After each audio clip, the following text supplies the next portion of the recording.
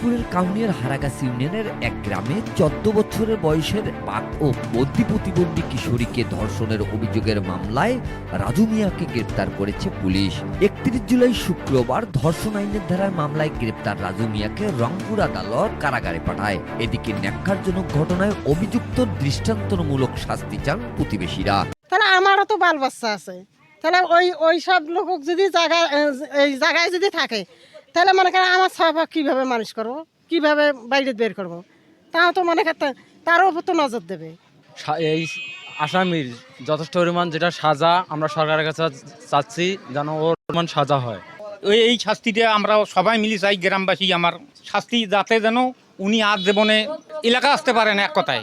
স্থানীয়রা জানান 31 জুলাই বৃহস্পতিবার বিকেলে বাক ও বুদ্ধি প্রতিবন্ধী কিশোরী মেয়েকে বাড়িতে রেখে বাহিরে কাজে যায় বাবা মা। আর এই সুযোগে কিশোরীর মুখ চেপে ধরে ঘরের ভিতরে নিয়ে গিয়ে ধর্ষণ করে রাজু মিয়া।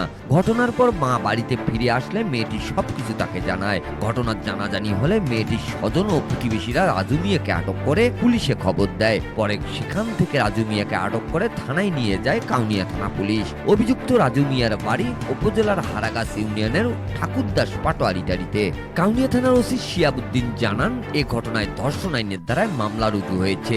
শুক্রবার শারীরিক পরীক্ষার জন্য মেয়েটিকে ভিকটিম সাপোর্ট সেন্টারে এবং আসামি রাজু মিয়াকে রংপুর আদালতে পাঠানো হলে আদালত রাজুকে কারাগারে পাঠায়।